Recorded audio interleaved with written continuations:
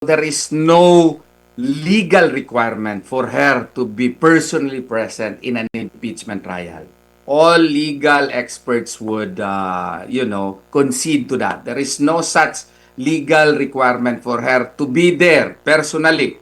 She is there represented by her lawyers, and that is enough. No, there is no betrayal of public trust simply because she travels abroad. And as a matter of fact, you should commend her. Why? Because she has clear mind. She is not affected by the issues against her, and that would prove that she is very capable of handling stress, which is a very good requirement before one can be considered as a legitimate what you call this person to be considered to run for the presidency. Attorney, dito naman po sa usaping confidential kasi 'di ba talagang sinala ng husto ang NBI director hanggang sa umabot siya ng punto na meron siyang mga impormasyon na hindi niya pwede na mabanggit dahil for national security, confidential. Tapos napatanong ang depensa, so hindi kayo naniniwala sa konseptong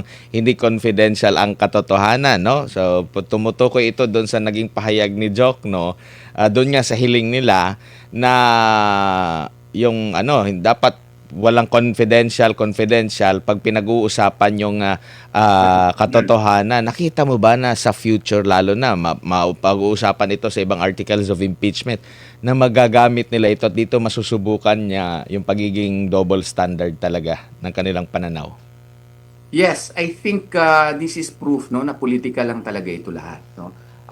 Simply because of the fact na kung sa tingin nila ay makakasira sa kanila, yun iniiwasan nila. Pero kung sa tingin nila ay makakatulong doon sa pag-impeach kay VP Sara, ay pinapaboran nila. So, sa tingin ko dito, this is not really a legal exercise. This has become purely a political exercise with a semblance of legality just to give it a semblance also of respectability. Yun ang tingin ko po dyan, Sir Admar. Opo. Sana hindi sila ma-offend, but I really think that this is all political and just given a semblance of legality to give it an appearance of respectability. Opo. Attorney, hindi po ba national security din? Kasi ang hihimayin po, marami kasi confidential na pinag-uusapan po natin, no? Yung sa AMLAC, yung mga financial records, pati yung sa confidential funds or also known as intelligence funds yata yan sa uniformed agency. Pero pag civilian like OVP o nung DepEd ay confidential funds. Hindi po ba mapag-uusapan din yung national security kung malalaman yung the way ikaw ay mag-handle ng mga subject ng confidential funds mo like ang ginagamit ng mga militar. Hindi mo ba ito banta sa ating national security kung mabubusisi ito ng husto, attorney? Yes, yes. Ang sa akin dito, I would like to press more on the double standard that they are applying. Kasi national security daw yung threat, no? Even if it is not a threat, I would like to emphasize the fact that there was no grave threat. No? There was no alleged crime that was committed by the Vice President when she uttered, granting that she did, but there is no admission on it. Yung threat against kay VP Sara, yun, di ba? That should have been also subjected to a clear investigation by the NBI because she is the second highest officer of the country. Pero wala silang ginawa. And he even admitted na he did not create a task force for the investigation of the threat against the life of the Vice President. And going also to your question, na when it comes to the usage of confidential funds, indeed, that is also a matter of national security because that is a fund belonging to the government, and such fund should be used judiciously, and especially if it pertains to national security matters, then that should be included in the term matters of national security. Opo, huli na lamang po, pananaw niyo po, attorney, no? Ang alam natin, si Vice President Sara Duterte, number 1 lang sa mga survey kung mangyayari ang presidential election, 'di ba? Siya yung nangunguna. So, ibig sabihin hindi pa siya presidente.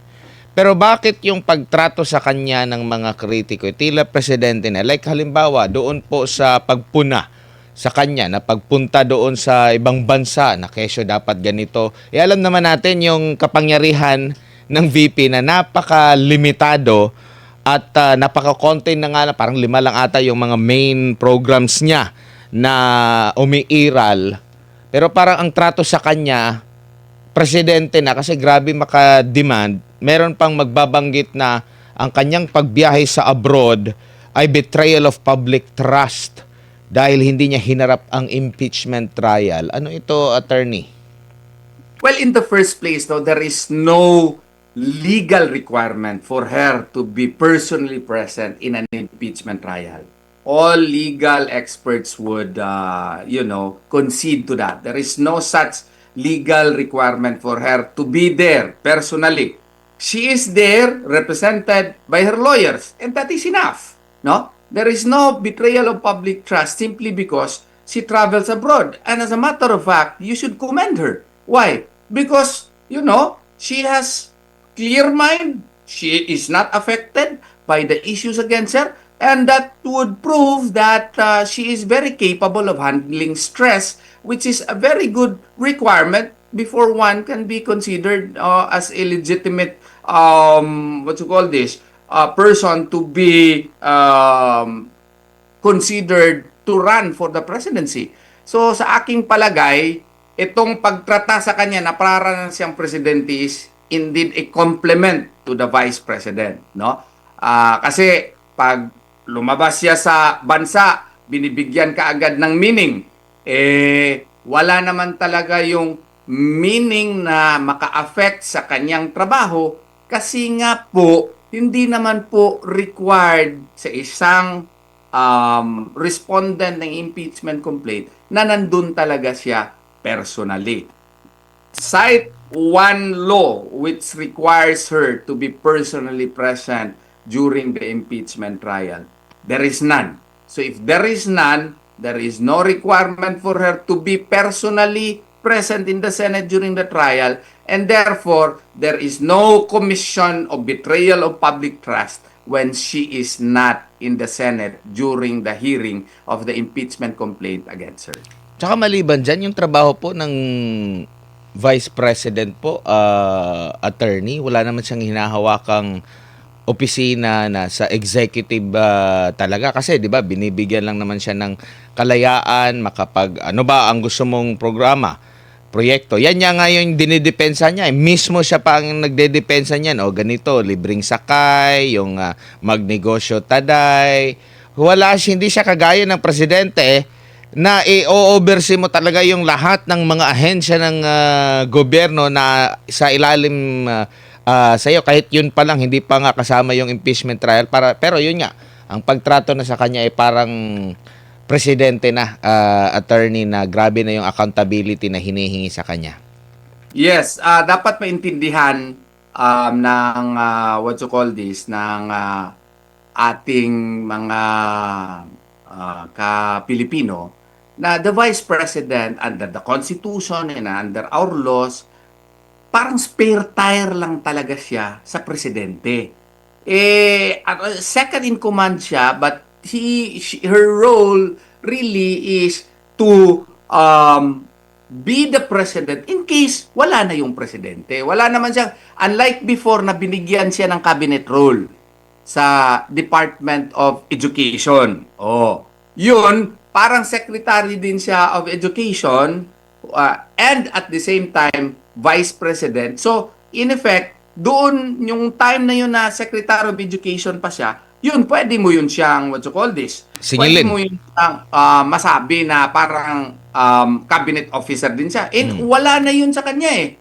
So, sa pagka ngayon, balik siya doon sa pagka purely spare tire ng presidente. So, you could not blame her if meron siyang, sa tingin niya, merong compelling reason for her to go abroad because she wants to also fulfill other responsibilities, no? Kasi yung responsibility niya, hindi lang amang dito sa ating bansa. O baka meron siyang kinakailahang puntahan sa ibang bansa din.